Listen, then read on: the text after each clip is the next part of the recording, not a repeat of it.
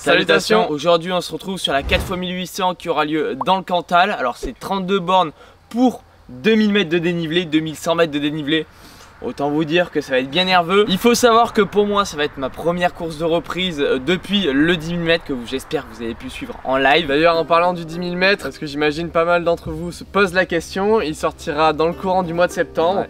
Parce qu'on veut quand même bien peaufiner tout ça. Il faut savoir qu'après ce 10 000 mètres, voici ma course Strava qui est proche du néant parce que voilà, j'ai chopé une petite bursite au genou. Donc j'en ai encore toujours quelques petites douleurs, mais ça diminue de plus en plus. Mais bref, vous en doutez que commencer par ce genre de course c'est bien lactique et il se pourrait qu'il y ait eu de la belle explosion en vol. 18h33, on est sur le départ. Le 20 juillet, normalement il devrait pas avoir de compète. Voilà, et pourtant compète au Lioran demain, c'est parti. Bon sinon c'est vendredi en fin d'après-midi qu'on prend la route. Alors là vu qu'on est sur Gourdon et non sur Fort-Romeu, il y a seulement 2h30 de route, donc ça va quand même. L'objectif était d'arriver là-bas sur les coups de 21h à peu près pour essayer de voir la petite course du 12 km, donc la course du plomb. Le principe est simple, monter au plomb du Cantal et redescendre, ça fait 950 de dénivelé pour 12 bornes. J'ai même hésité à faire la course mais finalement heureusement que je me suis pas inscrit parce que c'est vraiment beaucoup trop raide.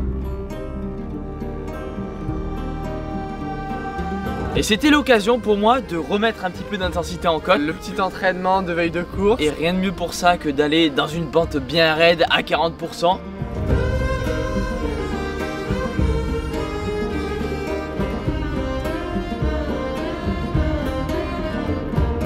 Étonnamment bien pour le peu d'entraînement que j'ai fait depuis le 10 000, comme quoi il est encore un petit peu resté dans les pattes. Bon, ce qui peut poser comme souci c'est la longueur, parce que c'est vrai que sur une côte j'ai pas trop de soucis à me faire. Sur un enchaînement de plusieurs côtes plus la distance, j'ai beaucoup plus de soucis à me faire pour le coup. Trailer va. What? Qu'est-ce qui se passe? C'est quoi ce oh, les appuis qui sont fuyants.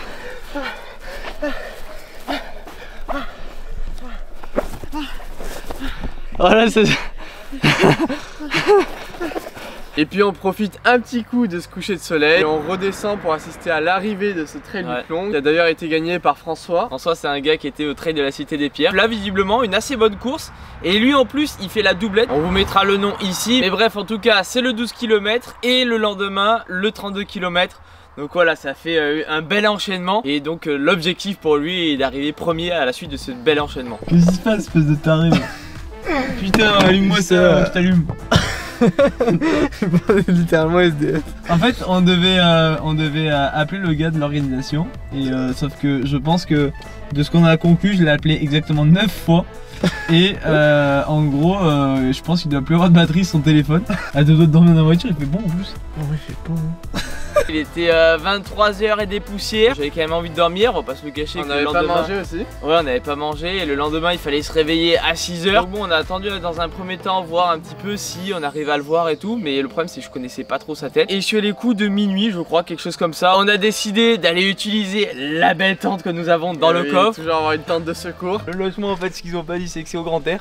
Et super, hein, on nous avait promis du calme, en effet c'est calme. Que ce soit une bonne nuit ou une sale nuit, de toute façon c'était une courte nuit donc ça n'avait pas trop d'importance. Le réveil dans tous les cas pique à souhait. Et là au petit déj je mange juste quelques petites madeleines plus un peu de jus de fruits, ça suffira largement. Voilà, comme ça fait un peu plus amateur, c'est parfait. Le temps de ranger tout ça et de prendre la voiture jusqu'au départ. On tient à remercier avant toute chose les organisateurs de la 4x1800. Voilà pour déjà m'avoir offert le dossard et de nous avoir hébergés parce qu'on a été hébergés la nuit d'après. Donc ça c'est vraiment plaisant. Ça c'est le nombre d'abonnés sur lequel on est actuellement. Et ça c'est le nombre d'abonnés sur lequel on tend. Donc n'hésitez pas à vous abonner en masse. Et puis voilà, ça nous permet de créer de beaux projets comme celui-ci. Et puis n'hésitez pas également à faire un petit commentaire. On se promet pour cette année de répondre à tout le monde, c'est toujours important. Et puis sur ce, nous on va aller se baigner parce qu'il fait bien trop chaud après avoir fait du montage toute l'après-midi. 6h55 en route. Bon, petite nuit en bivouac. On va rejoindre le départ. L'objectif, aller prendre le dossard. Accessoirement. En tout cas, ça va être super beau aujourd'hui. Franchement, je vais profiter au max une fois que je suis arrivé là-haut.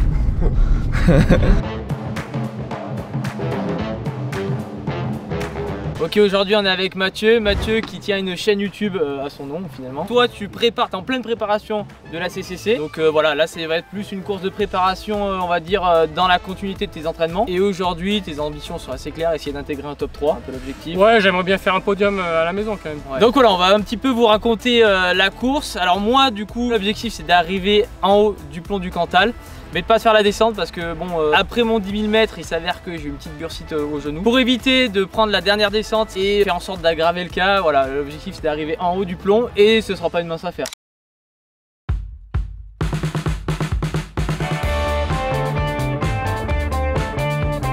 Sur le coup de 7h30 on part à l'échauffe, donc là c'est vraiment, toi c'est un petit peu ton rituel d'habitude, 20 minutes, 15 ouais, minutes. Je me prends pas trop la tête, hein. Ouais. C'est pas des trucs où on part à bloc, hein. J'ai pas envie non plus de trop me fatiguer puisque ça va déjà être assez long comme ça, donc j'essaye de faire une vingtaine de minutes pour échauffer le muscle et après quelques lignes droites pour faire monter un petit peu le cœur.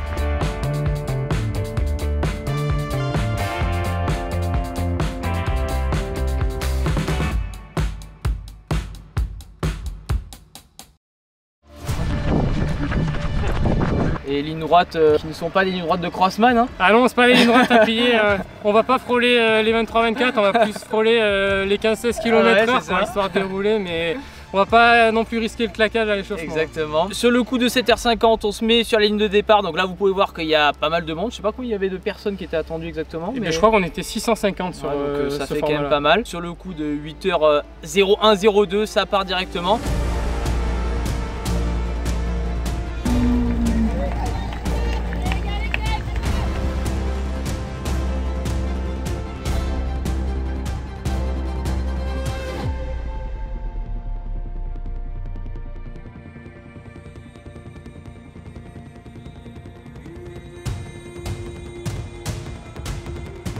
Allez Nico, tu prends le com. Alors moi ça me fait toujours assez rire parce que bon je viens du cross de la piste, ça part très peu fort je trouve. C'est sûr que moi aussi j'ai fait les crosses quand j'étais jeune, j'ai fait l'école des crosses et là où ça joue des coudes il faut vraiment partir à bloc et là c'est quand même plus tranquille. Là c'est vraiment bon enfant.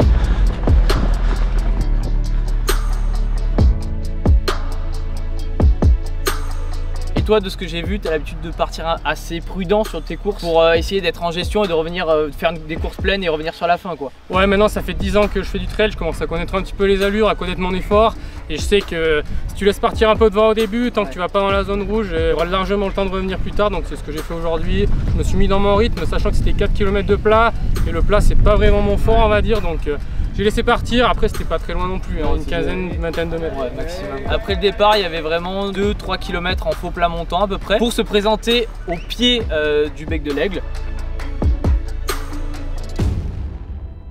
Voilà, on est en groupe de 4-5 coureurs, toi t'es légèrement décroché mais vraiment à 15-20 mètres quoi.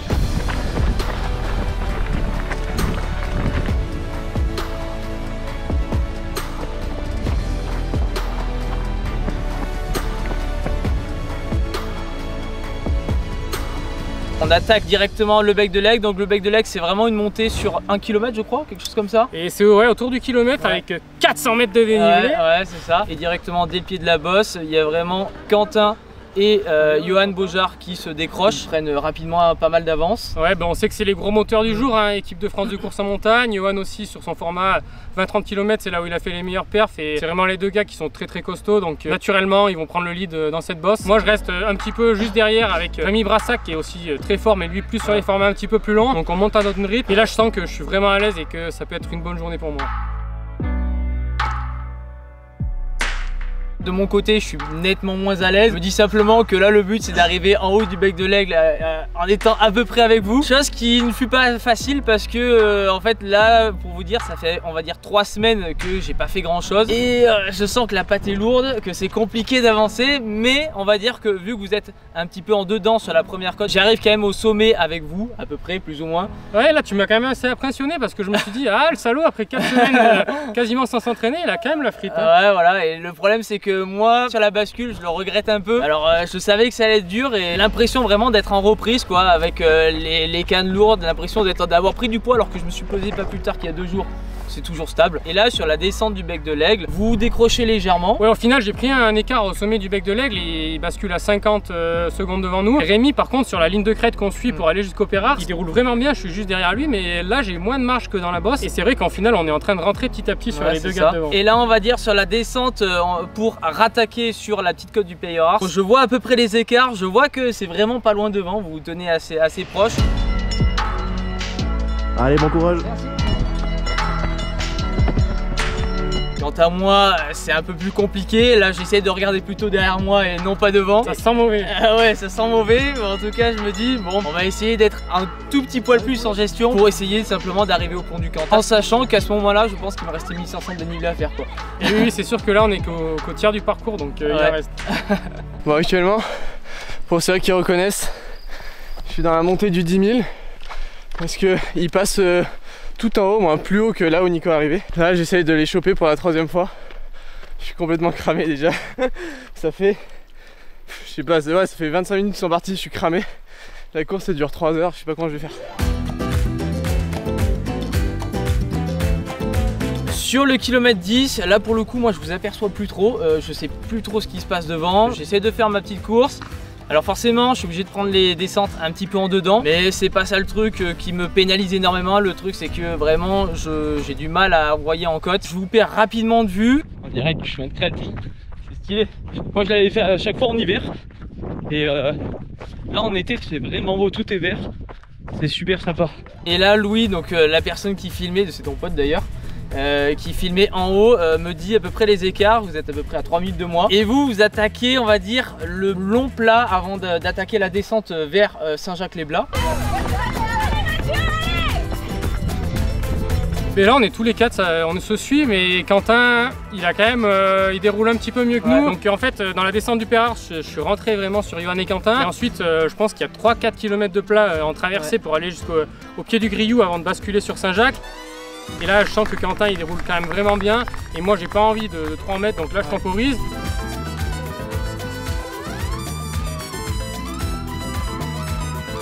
Et ensuite je les reprends sous le Grillou, là il y a un bon pierrier.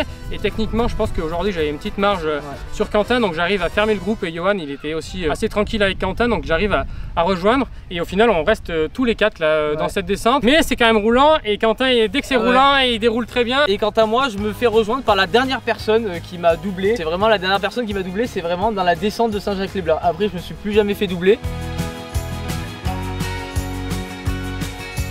Et là je suis à ce moment là de ce qu'on m'a dit 15 ou 16e. Mais par contre au niveau musculaire c'est compliqué, hein.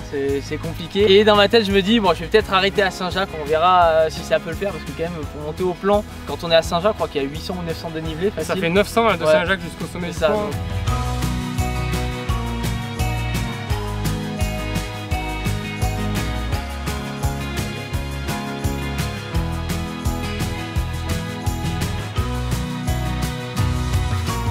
Et donc là j'arrive à Saint-Jacques, je vois d'ailleurs ta mère qui est là-bas, qui filme, qui a eu la gentillesse de filmer un peu. Merci Françoise. Voilà. Toi tu t'es arrêté un peu pour le ravito ou... Non j'ai fait ravito express, j'ai pris un sachet en fait, dedans j'avais mes 2 flasques et mon gel. Comme ça je prends le sachet au passage et après je les range en courant plus tard. Ok, mais quant à moi, si ta mère a bien filmé, voilà, on peut voir que j'ai pris le temps de m'arrêter, de me ravitailler correctement. Et ensuite là je pars et donc dans un premier temps je me dis bon on verra comment ça se déroule. Au final vous en doutez, quand je me fixe un objectif je vais jusqu'au bout, donc je continue sur ma lancée.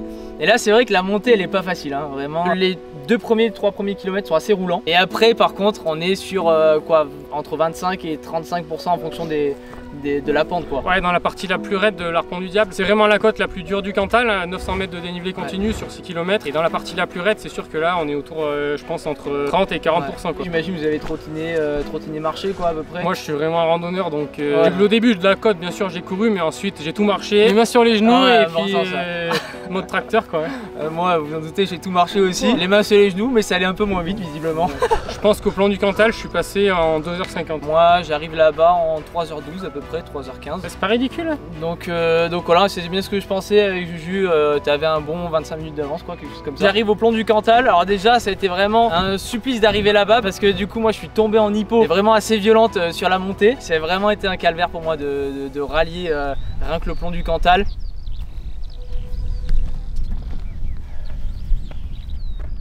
Toi, c'était que le début de, on va dire, d'une descente assez tambour battant, comme on dit.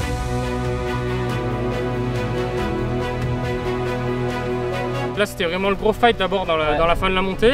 Au final au début il y a Quentin et Johan qui sont partis alors qu'à Saint-Jacques on était tous les 4. Là quand ils sont partis je me suis dit ah bah c'est mort, vraiment les gros moteurs s'en vont, moi je vais faire ce que je peux jusqu'en haut. Et puis au final quand c'était raide le mode tracteur a été efficace parce que je suis revenu d'abord sur Johan et après sur Quentin au niveau du sommet. Et je savais que si on basculait ensemble il y avait des chances que ça se passe pas trop mal pour moi.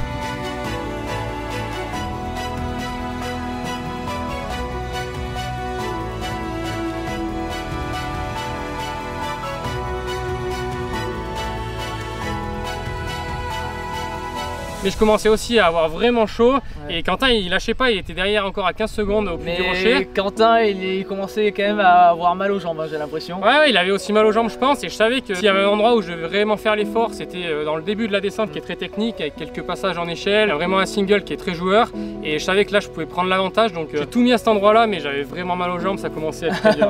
Mais finalement connaître la descente ça t'aura vraiment aidé quoi, pour faire la différence peut-être. Je savais que le haut était plus technique donc c'est là où il fallait que je fasse l'effort et ça se termine par 2-3 km qui sont en revanche très roulants. Si là on était ensemble sur les 2-3 derniers kilomètres, c'était possible qu'ils déroulent mieux que moi. C'est pour ça que connaître la descente et savoir que le haut était plus technique, c'était quand même un avantage. Est-ce que tu as les écarts exacts, je crois 1 minute d'avance sur toi? J'arrive avec 2 minutes 40. L'enfant de la maison qui gagne cette seconde édition du trail des 4 minutes. Grosse descente on peut voir. Et puis première place du coup pour monsieur. Moi on va dire 15e place en haut du plomb.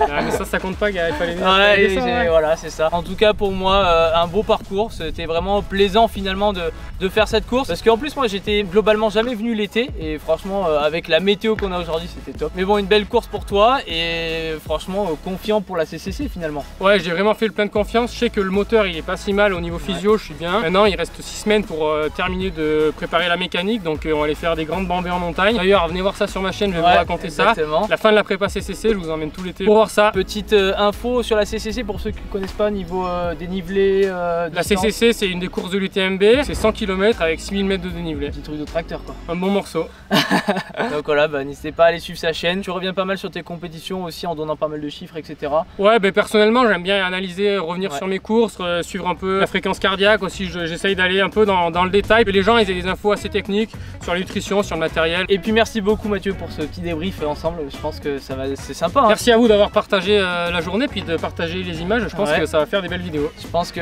les plans de run sont assez magnifiques là, le temps a été magnifique aujourd'hui. Et venez dans le Cantal, hein, vous allez voir, hein. Tout le monde qui vient ils disent c'est des montagnes à vaches et tout le monde qui repart ils disent ouais c'était trop beau et surtout j'ai très mal aux jambes. Ouais exactement. Bref, nous on se retrouve très vite pour de prochaines vidéos et puis on se dit à très bientôt. Ciao. Ciao.